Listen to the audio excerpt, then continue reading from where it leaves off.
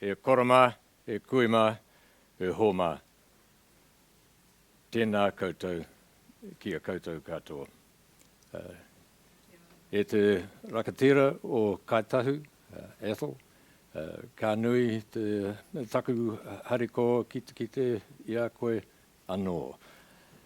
And the reason for that, those mihi really are just to greet and welcome all of you to start with, but particularly for me to welcome or to have the opportunity and say to Atholl that it's an honour to actually be able to question him in a very different sense and in a different setting than the last occasion on which I had to question Dr. Atholl Anderson, which was some 20-odd years ago when he was the lead historian of 4 rather eminent historians who Ngai Tahu were relying on in a 3.5-year Waitangi Tribunal inquiry process about Te Tauihu, the top of the south, and the north of the South Island.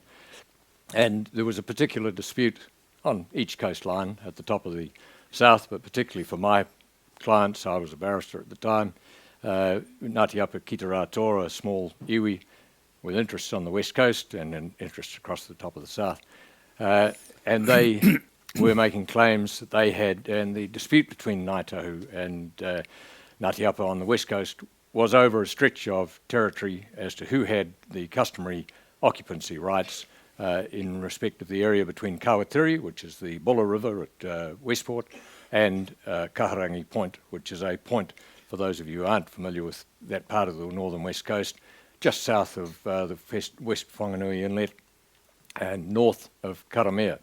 And for the purpose, because I knew that I was having to take on this terrible task of cross-examining someone with as great a reputation as Atholl had at that time, I took on myself to ensure that I knew the country that we were to be discussing. So Margie and I took a trip one summer down over to, so you go to Golden Bay, drive over to the west coast, then you turn south and you head down until the road stops at a river called the Turumui River. And then we took out our packs out of the vehicles, hopped on mountain bikes, and we biked down the beaches, not knowing what the conditions were like, until we got to Kaharangi. And it turned out the conditions were very gentle, and you passed a kumara pit, or kumara garden area that I'd seen or seen photographs of and had heard about and read about, and which denoted obviously a place of occupation just immediately north, couple of hours travel north of Kaharangi Point. You get to Kaharangi Point and you leave your bikes there, and then you have to walk by foot, get around to the Kaharangi River, and from there on it is just tiger country, in the bush country. For those of you who are familiar with the Kiakia plant, which entwines itself and becomes an impenetrable mass, the usual methods of travel through the bush on ridgelines, etc., was ruled out. Trying to travel by the coast, as Brunner found in 1846 when he was taken down there by his Māori guide, Kehu. It took 14 days for them to go from there down past the Kawatiri. So equipped with that knowledge, and believing that the man who I was having to cross-examine, it was pre-Google, so you couldn't find out, but all I knew from various books was that there was this white-haired man who was, I thought, an ivory tower professor stuck in some scholastic world who was highly unlikely to have done what I'd done, or highly unlikely to have seen the country up in that area, because I knew that he came from Otago. I knew that at the time that I was cross-examining, he was a professor in Australia, and I thought this was going to be a real big coup for Ngāti Apa. So I can remember you may not recall, but I remember standing up totally confident and saying to you, Dr. Anderson, have you ever walked the beaches north of Kaharangi Point? And you said, no. Have you ever visited them? No. So I was winning. And have you looked at or ever seen the country south of Kaharangi Point? And he said to me, oh, well, I was a school teacher at Karamea for 2 years and I was a keen deer stalker. It was like it was like the other side getting the winning try, It was Anderson 5-0 at that stage. And so I tried not to show it and carried on and said, "But have you recently read Bronner's diaries?" And he said, "Well, I've read them in the past. And do you have any idea how long it took him to go from Kaharangi Point down to the Kawatiri before he first met some Ngai Tahu encampments just an hour or so south of the Kawatiri?" And he said, "No, but I'm sure you're about to tell me, Mr. Crosby." 7-0 to Anderson. I don't know that the score was that good. I was appearing for Ngai Tahu, and we didn't really win that one.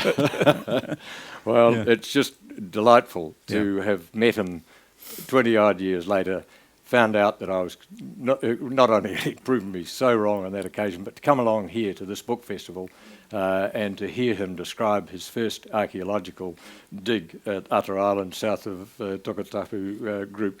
What an amazing tale of fortitude for two young blokes, a geologist and archaeologist, to be landed on an island which had no water, lose most of their water and trying to land, lose most of their gear and live there for 3 weeks, no radio operating, and you know, that sort of gives you a picture. Those two little tales give you a picture of a very well-rounded man. And one of the other things that, by way of introduction, I just want to quickly run through is just the bewildering task of trying to speak to someone like Atholl Anderson in 45 minutes, and in a second he'll be the one doing all the talking. But if I can just quickly run through a list of things that I noted as I read this massive tome that's very engaging and very well written, but of the research papers that Atholl, in the field that he's had to cover in his daily work, has had to cover. And if I just quickly run through some headings that I noted down, that he reads detailed research papers to equip himself to be able to apply aspects of those in terms of his own research and his own conclusions. Climatology, geography, botany, medicine, anthropology, paleodemography, cosmology, whakapapa, purako, navigation, whakairoa, carvings, Pacific decorations, etc., languages, language derivations, Tahitic, Melanesian, Maori and the like, and of course the great recent aid, mitochondrial DNA and genetics. And there are probably some that I've missed there, but even just giving you that little outline, I think will give you an appreciation, as well as those two tales, of what a well-rounded fellow is sitting before you, and with an extraordinarily capable mind, and hopefully in the course of the next 40 minutes we'll be able to demonstrate that to you.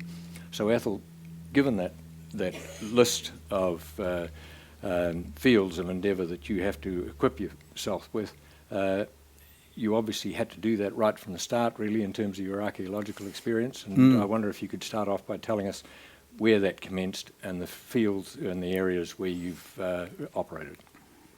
Well, as you said, I was a school teacher in Karamea in the district high school for 2 years. In fact, in the district high school, there was sort of instant promotion. I was deputy headmaster in my first week.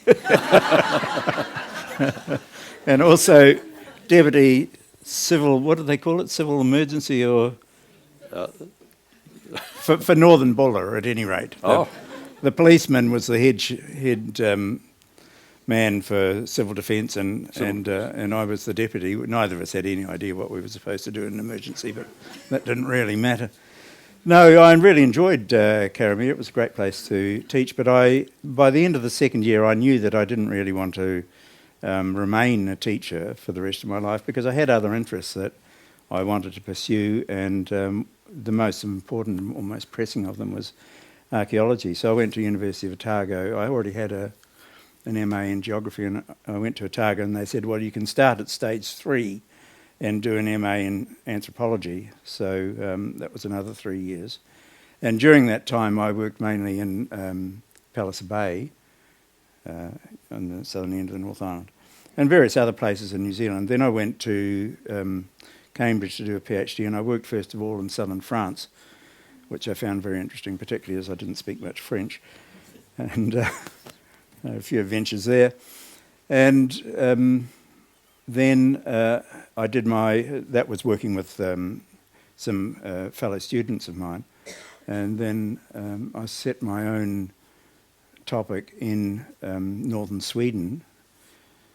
If you know it, the provinces of Jämtland and Lapland, and over 3 years I wrote a PhD on economic change from the Mesolithic through to the Iron Age in that area, and loved it. I just loved the forest and the tundra and so on of northern Sweden. It was a wonderful place.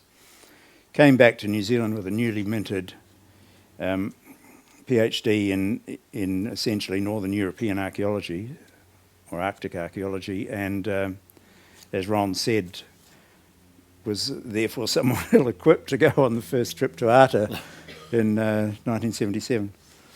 I did some more work in New Zealand, particularly in the south, and then went to the ANU as Professor of Prehistory in the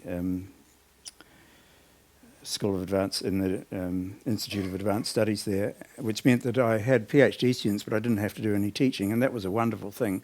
15 years of being able to travel around the Pacific and Indian Oceans doing research on islands all the way from the Galapagos out to the east, across to Madagascar in the west, and many places in between. So, yeah, that's what I've been doing. Thank you. And it's obvious from, I know from personal experience, and again, that you were involved in a writing or editing of some major historical works early on in your career, and you wrote in that field for quite some time. I did. I was interested in history, and I should have gone on in history. I think I went on in geography only because I was, what was it called, indentured, or whatever, I was an indentured labourer for the education department. Right. I forget what they call them. And that got you up to Karamea. That's why I had to go teaching for some years when I'd finished.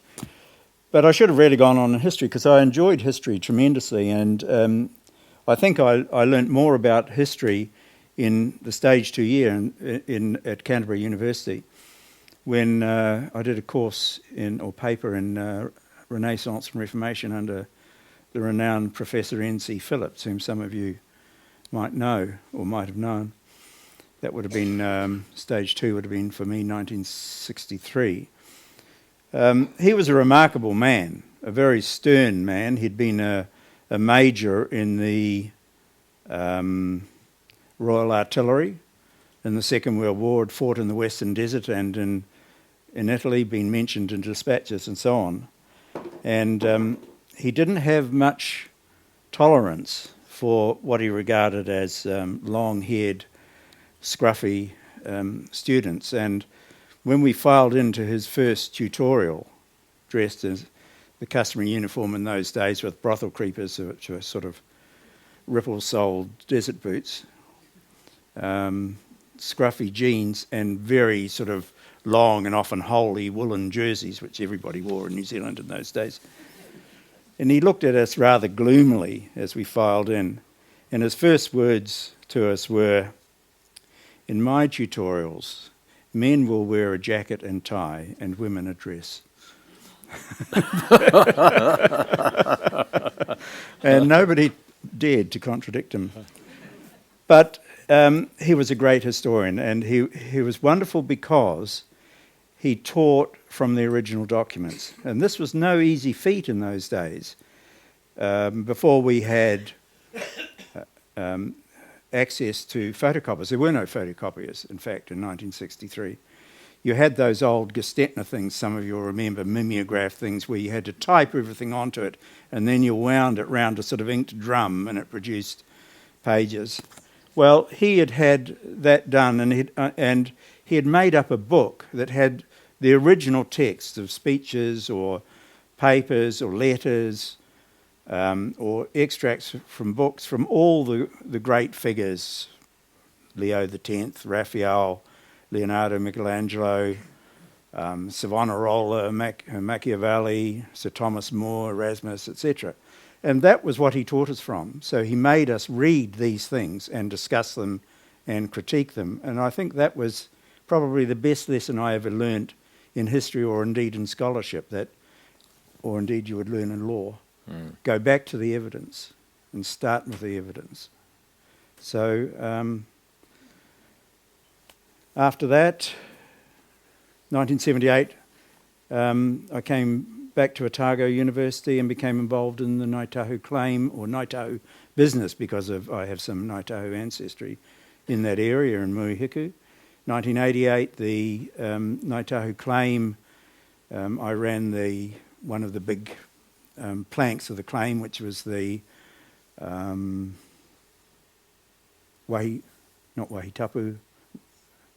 Mahikai claim, the places where people made food, all the little camping sites and everything within the Ngai Tahu district. That was quite a big claim. And out of that I started writing bits of mainly Ngai Tahu history. Te Poho's Raid, which Ron has got there, was one of the first. I wrote a book for Cambridge University Press on moas and moa hunting, which contained quite a bit of history in it as well. The Welcome of Strangers, some of you might have seen, Otago University Press, Traditional Lifeways of Southern Maori, which I gave a copy to Ron of the other day. The Ngai Tahu history that it was edited by myself and Tamari Tau, and so on, all of it leading on ultimately to Tangata Whenua. Te Poho's last raid, particularly, I had mentioned to Atholl when we had a quick discussion last week that it was one of a number of factors that made me very interested and in fact led to me writing the Musket Wars. And I wondered whether that's still in print or still available. It's long out of print, I'm afraid. Yes. You should press, and New Zealanders generally, or certainly South Islanders, should find out about a raid by a man who went from Mohua, Golden Bay, all the way down the west coast with about 60-odd of his people, and ended up at Tūtaro, just literally 50 or 60 k's from Bluff, and was killed himself, Te Poho. His balance were taken by Ngai Tahu to Ruapuki Island, and one chap alone, on his own, got all the way back with the bad news, back to Mohua, back to Golden Bay. It's a most gripping tale, very well written, and it always intrigued me that you seem to have written almost as much history as you have archaeology. Not quite, but... Not quite? No, right. And obviously, in terms of your archaeology, Maori ancestry and East Polynesian languages and those sorts of issues, mythology, would have been important to you. Yes, well, when you're working on, as we were in Tangata Whenua, in my section, which, by the way, this here is my chapter's bound as a single part. It's about a third of the entire book, and there's both the entire book over there and copies of this as well. So I just use this in the normal course of events. In short, don't go buying both of them. Don't buy both of them, no. And it's actually cheaper to buy the main book. But if your interest is primarily in the archaeology and you don't want to buy the main book, well then, you get the idea. And then if you're a real Scot, you can buy the little wee version. That contains the first two chapters of this one. I'm not going to read much out of Tangata Whenua because it's not the sort of book which lends itself to that kind of thing. But there are just a few passages where it's easier to read than to try and describe them. And yes, all of the things that you need to look at when you're trying to figure out where people have gone, from which island and to where and when and how, and all of the other questions that you want to know. And when you're trying to figure out, well, where do Maori fit into the general picture of Polynesians, there's a lot of evidence that comes from language, from the dialects of the Polynesian language, or in some cases full languages, but mostly they're dialectical differences, which tell you where there are similarities and differences. For example, in New Zealand, when we have these dual words, tuakana tena, meaning older and younger, for siblings of the same sex, tuakana or tena. You can say taina, which is common in New Zealand, but you can also say tena. But in the Pacific, in Polynesia, tena is the word only in the region dominated by Tahiti. So that's a good indication that although most people in East Polynesia would be saying Taina, that Maori had some ancestral connection with Tahiti. And mythology is another one, and let me just read you a little passage here. In the Society Islands, there is a myth about the killing of a dangerous shark called Aiwha'arua'ai. Aiwha'arua'ai. My Tahitian is not very good. Which lived in the Parapara Channel near Motu'ea Islet off the coast of Taha Island, beside another islet called Ta'a'a. Now, if you put the consonants, which they drop in Tahitian, if you put them back in and create essentially Maori, what you find is that in Golden Bay, there's an old piece of mythology there which says, in Golden Bay, or Te Aorere, a tanawha, supernatural creature, with the name Kai Whakaruaki, which is exactly the same as Aiwha'arua'ai, lived in the Parapara River and attacked travellers from Motueka and Tākaka. In other words, all the same words, all in the same context, within almost exactly the same story, have been transplanted from Tahiti to Golden Bay. So there are a number of instances of that kind of thing. The names of mountains and the way in which they cluster, Aoraki and other mountains around it. That cluster, you can find it actually in Rarotonga and also in Tahiti. So that's one set of evidence which gives you some clues as to where people originated. Right. And that consistency between what we might call purako or mythology and that consistency between the customary source and the scientific research that you've done, you've found has, in general terms, been increasingly able to be linked. It's certainly between traditions. We've had an unfortunate history of dealing with Maori tradition in New Zealand. Many of the earliest people, many of the earliest scholars, European scholars, I mean, who came to New Zealand, were much better at understanding Maori tradition than most of the later scholars from the late 19th century and through the early 20th century, because they were doing what N.C. Phillips was teaching us to do and what lawyers do. They went straight to the evidence. They weren't reading just what somebody thought they'd heard or some Maori had told them last week or whatever. They went to the oldest kind of evidence. Edward Shortland, for example, he was convinced, and he was a fluent in Maori, and he had a job going around investigating Maori claims. This is in the early 1840s. And the only way he could see to do it was to go back through the whakapapa and the traditions as to why people claimed they owned this bit of land but not that one, or how the disputes arose. And what he did was look at the whakapapas, ask the senior men in each village to write down their whakapapa, and then he would take that whakapapa to a place where it was disputed and say to them, do you dispute this whakapapa? And most of the time they would say, no, we don't. And then he decided, well, if it's true amongst a relatively small area, is it true on a larger scale? So he took whakapapa from Tauranga and the Thames area, and he went over, and that's in an area dominated by the Arawa Federation of iwi, and he took them over the hills to Waikato, who were the Tainui, who were often their bitter enemies.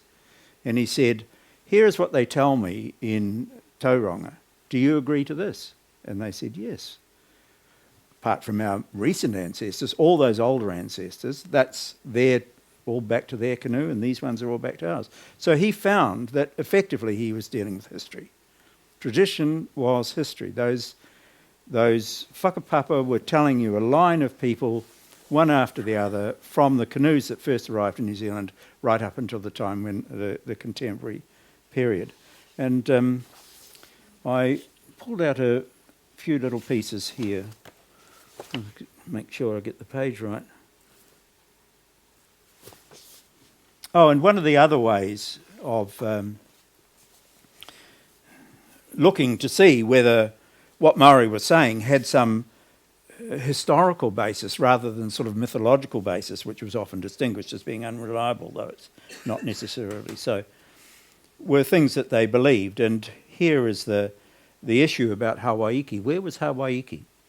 Most Maori and Moriori traditions, and most East Polynesian traditions generally, refer to migration from Hawaiki. But what did they mean? In New Zealand, Hawaiki was conceived as lying in two different directions.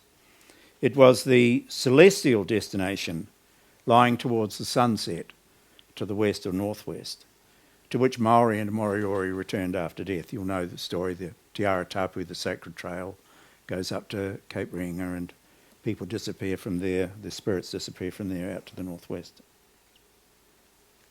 But Hawaiki was also the land from which Maori and Moriori originated, peopled by the immediate ancestors of the canoe crews, a place about which many stories were told, especially about the family and clan troubles that led to migration. Hawaiki, as the origin of migration, was pointed out as lying to the east or northeast of New Zealand, so one to the northwest and one to the northeast. The difference in direction, however, is readily explicable. The key concept of Hawaiki is ancestry, which in death resides in the west. When you die, you go to the west. But in tradition resided to the east because that's where the canoes came from. And you can see, I better read this rather than confuse myself by trying to explain it elsewise. In most of East Polynesia, both the spirit world and the source of migration lie to the west. So Hawaiki is a single area. You came from the west to Tonga, to Tahiti, and when you die, your spirit goes back to the west. Hawaiki is one place.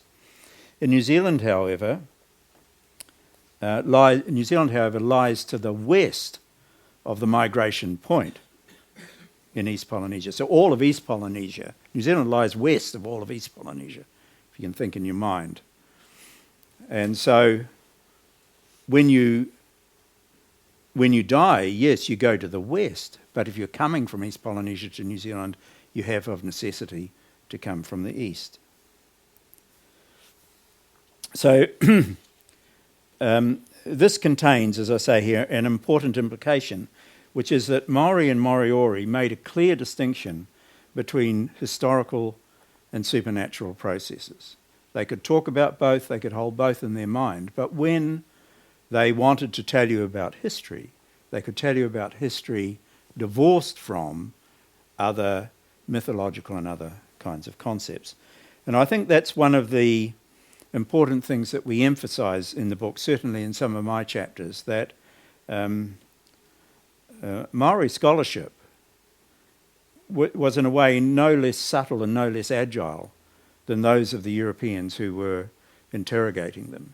They could understand in the same sort of scholarly way the difference between what might be imaginary and what they believed to be have happened in real time. And whakapapa evidence, too, provides consistency. And whakapapa evidence does indeed provide consistency. I did a test of this. It wasn't a perfect test, but it was as good as I could get. I assembled 191 whakapapa from all the main canoe districts, like the Aotea, the Takatimu, the Tainu, the Arawa, Kurahopu, etc. So I had a good broad range. And I only chose whakapapa where there was a line running from an ancestor who was claimed to have been in the crew of a migration canoe up to another ancestor who was still alive in the early 19th century, generally somebody who was actually still alive, although quite elderly, at around 1850. And then I counted the number of generations. And then you have to multiply it by the generational length. Now, many people think, well, Maori, sometimes they marry young, so maybe a generational length could be 15 or 18 years. But actually, that's not the way you count a generational length. You count it by the mean age of parturition for women and the mean age of paternity for males over the full family. And when you do that, you find that for nearly all peoples in the world, but certainly all peoples who live in an agricultural existence, the length of a generation is almost exactly 30 years. So 30 years times the generations that are in the whakapapa, and then if you look at the midpoint of those, it comes out at 1280 AD, which is, as it happens, the same age as Wairoba. So, and most of the whakapapa cluster around that midpoint. So you can see that in that sense too, whakapapa were historical. They had to be, after all, because whakapapa were the basis of your existence. You know, what you owned, how you were related to people and so on, depended on whakapapa. So at a minimum, at least your in-laws had to agree that your whakapapa was right, if not more widely. So I think the point about history, Maori scholarship being also history in a perfectly academic sense that we would understand of European history, is a point that we make quite strongly. I'm hopeless at maths. How many, on average, how many generations? I think it was 21. 21. The reason I ask is that this morning I was looking at some notes that my father-in-law left me on the night he died at our house, actually, back in 1980.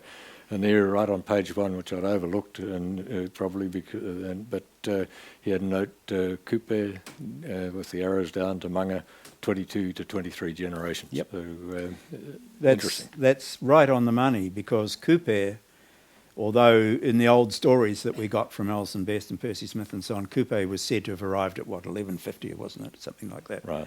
You know, 950 and 1150 and 1350, the Great Fleet, etc., that we were taught at school. But in fact, if you go to the whakapapa, you see that Kupe is never more than a couple of generations earlier than the earliest canoes. And in fact, some canoes, particularly from Northland, claim him as one of their crew members, that he had come to New Zealand, gone home to Hawaii, and then come back in a migration canoe. So, yeah, it fits together very neatly. And how does that fit together in terms of the what you term the paleoecology and the archaeology of areas like Wairoba and the like? Well, there's been a lot of work done on the archaeology of the very early settlements in New Zealand. I've done some of it, but many others have worked on it as well.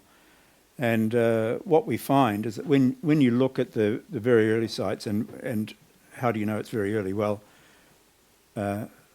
we know that moa hunting occupied a fairly narrow period of time at the beginning of human settlement in New Zealand, that the youngest moa bones that have ever been found are dated to about 1450, but in most moa hunting sites, where you're getting a lot of moa bone, they're generally not much younger than about 1350, 1380.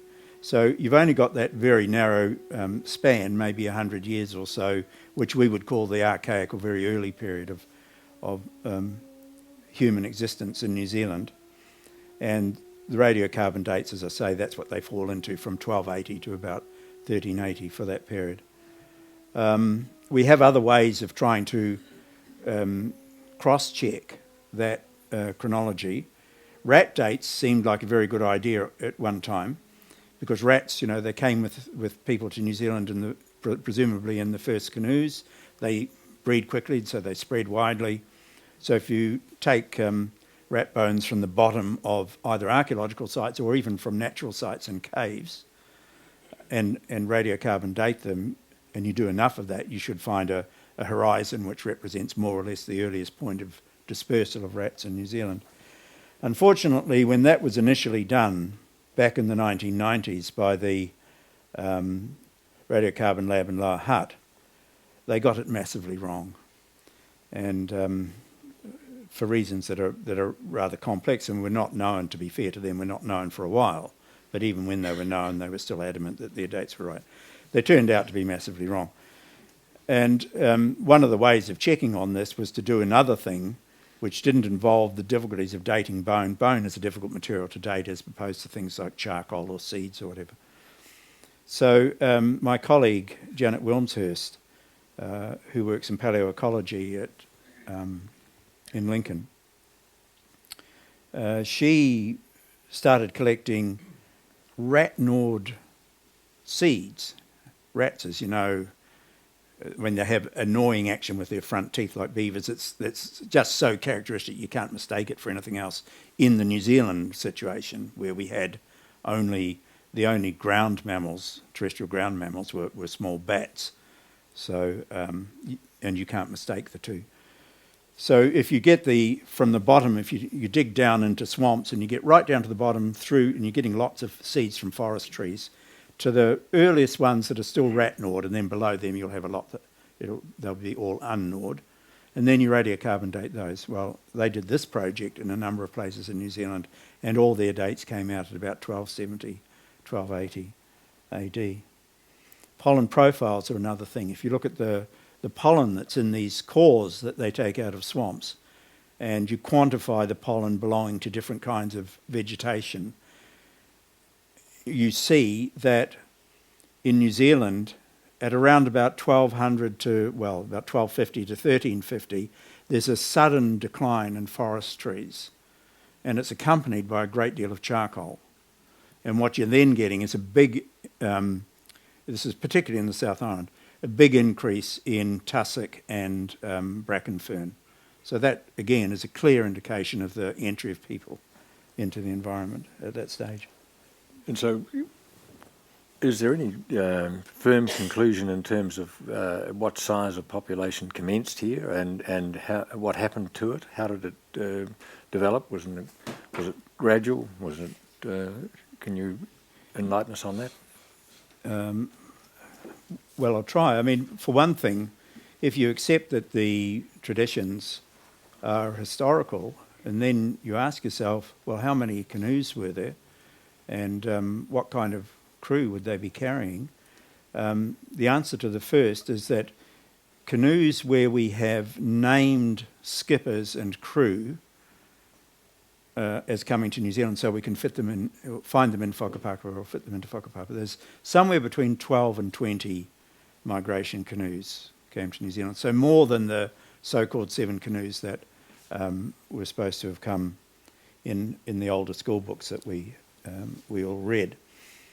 And you could multiply that by, let's say, 20 people to be conservative, 20 people in a canoe. Maori, like all Polynesians, travelled, and in most cases still travel as families. So men, women, children, maybe 20 times 12, you can do the maths on that one. But you're looking at several hundred. And then now there's been a nice confirmation of that from the genetics, because genetic markers in DNA or Y chromosome, DNA is the female component, Y chromosome the male, or autosomal DNA, which occurs in both sexes. The markers in those have different frequencies. Some markers are extremely frequent, some markers are very rare. And if you can work out statistically, well, how many people would you have to have on average for one of these rather rare markers on average to appear in the population? And it might be 500, it might be 1,000, it might be 10,000, or it could be much less. And so the geneticists have done this exercise, and they've got genetic material from Maori bone and teeth, and they've found some relatively rare genetic markers, and they suggest that in both men and women, there would have to be at least about 200 to 300 of each arrive in New Zealand in that early period to meet that statistical expectation that those rarer genes existed as they do in the Maori genotype.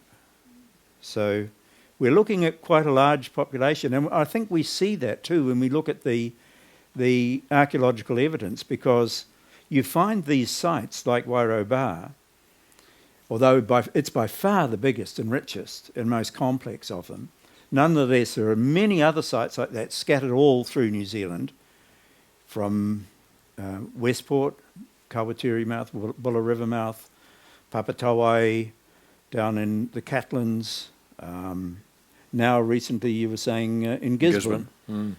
The other day, we had been away overseas for a few weeks and I didn't see it on the news, but I looked it up that Richard Walter and the Otago team there have just been excavating a site near Gisborne, or in Gisborne, which has very much the same sort of material as occurs in Wairau Bar and Shag River and all of these other sites. A lot of moa bone, very characteristic shapes of fish hooks, adzes that have the back of the adze with a bevel cut in it so you can fasten it onto a haft. Very typical ornaments of the archaic period.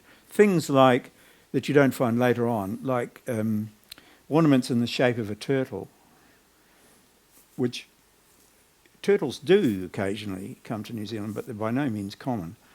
But we suspect that since people in Tahiti and Hawaii and Marquesas and so on were making exactly these same kinds of artefacts in places where turtles existed, this was a memory that came to New Zealand with the early settlers. So in the first 100 years or so, they were making some artefacts that looked like turtles.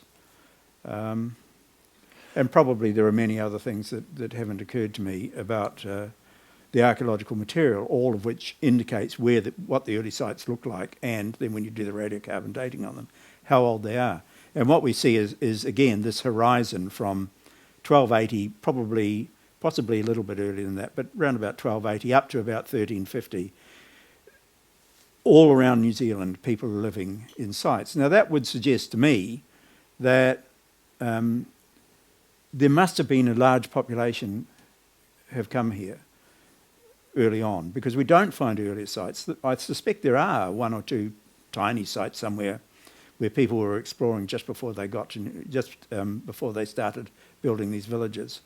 But what it suggests is that people are already spread right throughout New Zealand. And I'd add to that one thing. At the same time, and I've worked a lot on the outlying islands of New Zealand, in fact I've found the earliest sites on most of them, they're of the same age and they have the same material in them. So on the Auckland Islands, south of New Zealand, again, about 1300 AD, people were living there, only briefly, but they were. The Chatham Islands, we don't have a good handle on that, but the latest evidence suggests again about that age. Raoul Island and other islands in the Kermadec, Norfolk Island, again. And, interestingly enough, people got to the east coast of Australia from Norfolk Island. Polynesians who had been in Norfolk Island, and we know they had been also in Raoul Island because they had obsidian, which is chemically analysed as coming from Raoul Island, and they had one piece of obsidian chemically characterised as coming from Mere Island in the Bay of Plenty. So these were people who had contact with New Zealand, may have been in New Zealand, come back up to Raoul Island, sailed across 1,300 kilometres to Norfolk Island, and then sailed from Norfolk Island 2,300 kilometres to New South Wales.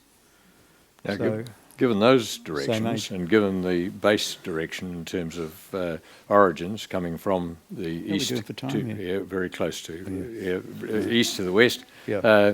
final issue really, in terms of voyaging and given the west-east trade wind situation, how do you cope with that?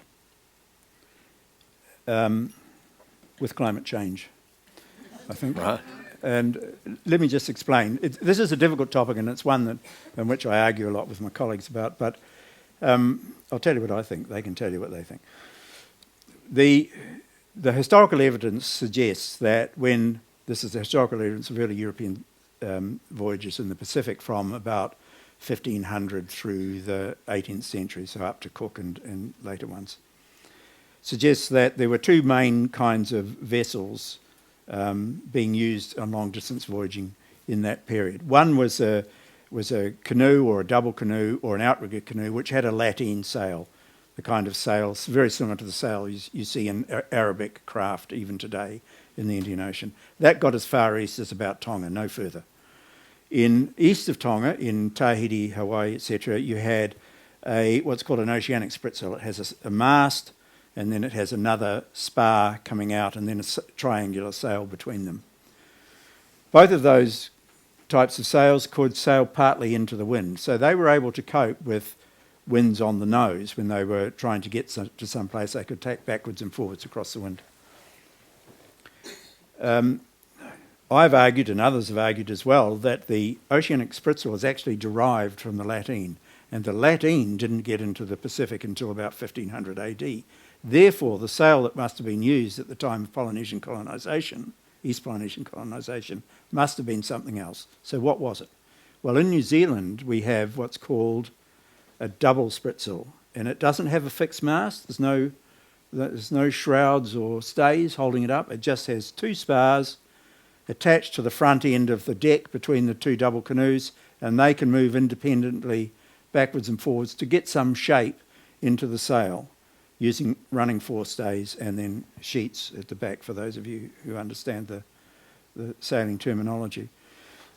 These canoes, everybody said, cannot sail to windward. In fact, they could barely sail across the wind. The best one that was recorded was in the Bay of Plenty, and when it was sailing alongside the Endeavour for 3 or 4 hours, when it turned to go home, it just pulled down its sail, turned around and paddled back.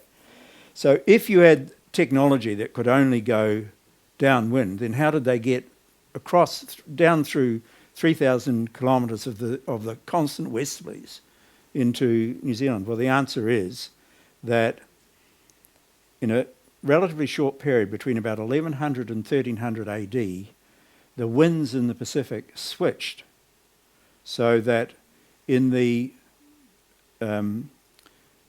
subtropical and northern parts of the temperate zone, instead of being westerlies, they were easterlies.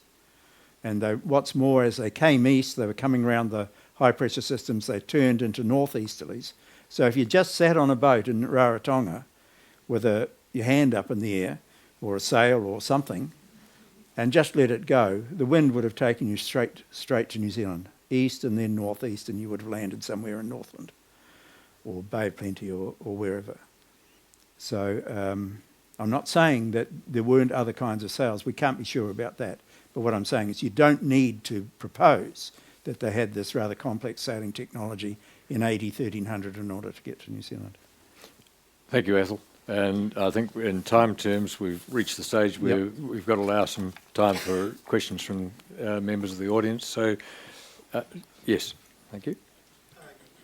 Given accepting that the Kiori or the Polynesian rat came at the same time as Polynesian people,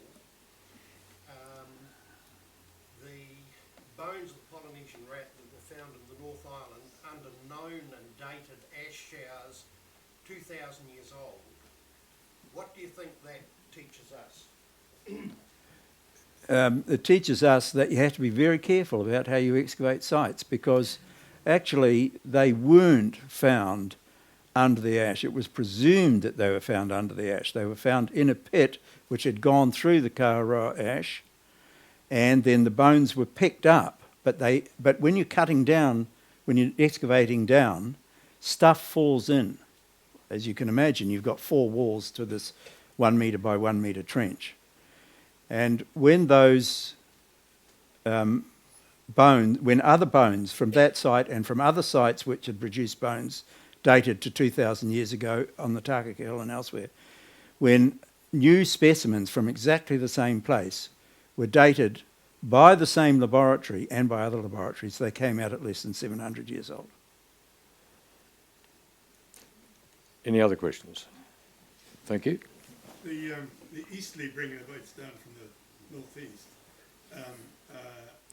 What about the times we've been taught that Polynesians travelled back that way? It wasn't. It's a probability thing. In other words, the easterlies were probably, whereas before the westerlies were running maybe 80-90% of the time, and then there were occasional bouts of easties. When it reversed, you had the same situation. So you had, there's one period, I think it's 1270 to 1280, when it was mainly westerlies. So there was one sort of short period when they were going the other way. And it would seem logical. The story of Kupe, I've doubted it at times, but it's so strong, and it has such a wide currency of belief in it, and it fits so well with the idea of a large colonising population that somebody did get back and said, Now listen up, you guys. Out there, down there, there are these massive islands. Come back with me. Another question? Don't be fearful. I was over there. It's all right. Just expanding on that wind change, I was just curious, scientifically, how do they sort of know that those wind systems have changed around us here? Oxygen isotope analysis of corals and stalagmites. So that tells you relative temperature, whether it's warmer or cooler. And because you have a heavy isotope, oxygen 18, and a lighter one, oxygen 16 isotope.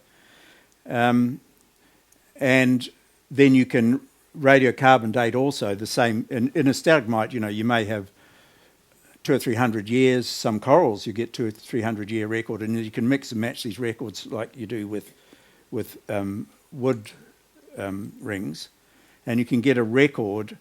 And if you get that record for the paper that I wrote with the Australian climatologists, I think they had 100 or 120 locations scattered all throughout the Pacific. When you've got the temperature records, then you can work out where the pressure systems are, and when you know at a particular time, and when you know where the pressure systems are, then you know which way around them the winds run. So. Yes, thank you. I don't understand the difference between Moriori and Maori, and perhaps in simple terms to a layman like me, you could explain maybe what the difference is, or are they the same? Yes and no. Moriori and Maori are both East Polynesian colonists who came at or about the same time from Tahiti and or other places like Rarotonga to New Zealand. We don't know whether the people who, and the Moriori are the group who live in the Chatham Islands. The idea that Moriori lived in New Zealand is another one of those misunderstandings from the early 20th century, which ended up in our school books, and you and me and everybody else got completely confused about this. There were no people living here until Maori got here, and there were no people living in the Chatham Islands until people who then or subsequently called themselves Moriori got there. They're exactly the same, East Polynesian, same material culture, almost the same language. The nearest language in terms of its proximity by, looking at all the different bits of the language, grammar and everything else, is with Maori. So Moriori language looks to be a subset of the Maori language. So the best guess is that they were part of the people who came to New Zealand, and then one group went off to the east and ended up in the Chathams. Yeah. Any more questions? Yes, thank you. What happened to the New South Wales route? We don't know, because all that we know about it is that there was a midden, and a well-known Australian archaeologist called McCarthy, Fred McCarthy, did some excavations in it somewhere just south of Newcastle in New South Wales, back in the 1920s, about 1928. And he recovered this adze, which has been in the Australian Museum ever since. And it always looked East Polynesian. In fact, he said even then, in 1929, when he published his paper, this looks like a Polynesian adze. And it's only in recent years that we've had the technology to do the chemistry of basalts to distinguish them more or less definitively to one source rather than another. And when that research was done on this adze, it turned out to be from the same basalts from which the very same looking adzes were made on Norfolk Island.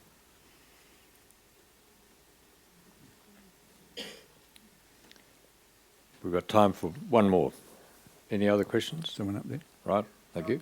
Navigational skills were obviously extraordinary, given that it hasn't been passed down through the generations. Would it be an explanation that having got to New Zealand, they thought we would put that skill away? I don't think so. I think that you're right in a sense to say they're extraordinary, but also they were relatively simple, and they were the same as most people in the world had. It's a bit of a myth that's sort of gaining ground that Polynesians were the world's finest, pre-modern navigators and so on. They were good, but they were no better than Arabs or Norse or some of the Indian groups that travelled across the Indian Ocean, probably people from Indonesia who got across the Indian Ocean. They were using star paths, basically. They had no means of telling about longitude, but you could use rising or zenith stars to determine, to keep you on an east-west course, basically. That's what it is. And then you use what's called dead reckoning to figure out how far away you are. You say, well, we're travelling at about 4 knots. So 4 knots times 6 days puts us this far away from our island. That's what dead reckoning is.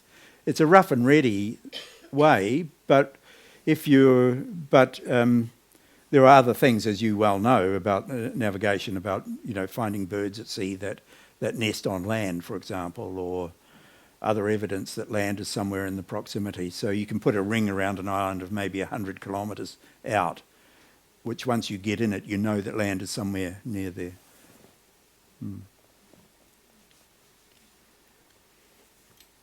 We could do one more, if right. Over the years, your time on excavation sites, is there a particular finding that you look back on that you're really proud of, or that is memorable for you?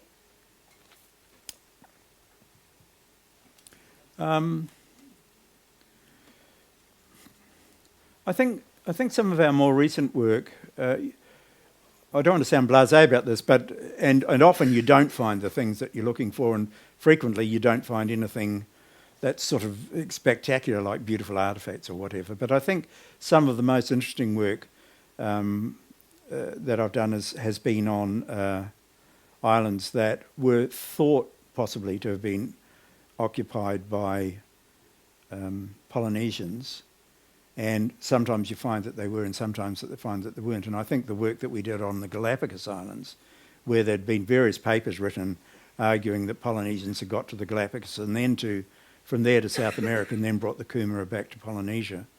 I always doubted everything about that story. We went there in, was it 2004, Roseanne? And we took an expedition there and we re-excavated these 5 sites which were said to be sites of Polynesian and or Amerindian settlement. And what we found was that everything on the site fitted the same pattern. So there was iron, there was glass, there were European ceramics, there were all sorts of things. And the way in which these things were distributed on the site, everything else, including the alleged Amerindian ceramics and so on, were in exactly the same pattern statistically. So either you had to believe that by some incredible coincidence, when people settled on these 5 sites, they dropped their rubbish in precisely the same pattern over an area of about an acre in each case, each time, or everything had come at once sometime after the arrival of Europeans. Galapagos were found in 1509 by the Bishop of Panama, and that's the most likely explanation, is that people were carrying, because all sorts of stuff was being carried backwards and forwards across the Pacific by the Spanish galleons, including a lot of stuff in in South American pottery. In fact, one of the big sites there has huge amount of pottery on it, and it turns out that they are all jars which contained marmalade, which were taken from a ship by British buccaneers. They captured the ship hoping they'd get gold and silver and jewels and so on, and all they got was about 200 tons of marmalade. So they carted these huge jars of it back to the Galapagos Island, and I don't know what they did with it. Maybe they ate it all at once or whatever, and all the remains of the jars are still there. Thank you, Atholl. And I think on that note, we'll wind up. And I'd like to thank, on behalf of everybody, I think, Dog Point Winery in particular for today, and but just all of the sponsors who've sponsored a wonderful festival. And Atholl, your experiences and your knowledge is so vast that it's been, I think, surely an eye-opener to all of us, and I would encourage you to read a book that will fill out a lot of those questions that you probably still have in your mind and need answering. And so I'd like you to show your appreciation to Atholl. Thank you.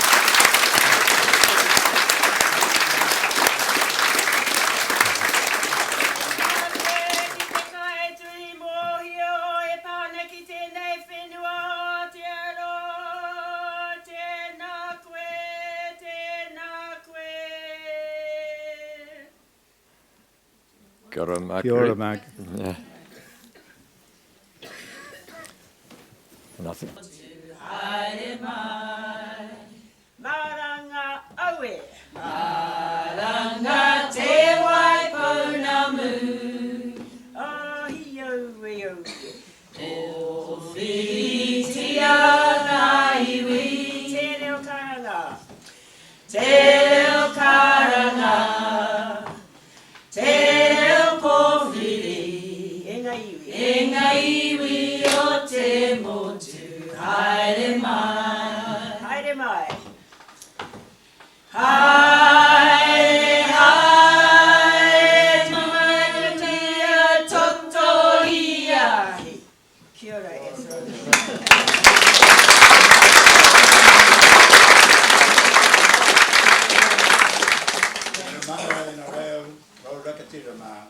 Tēnā koutou, kia ora tātou katoa.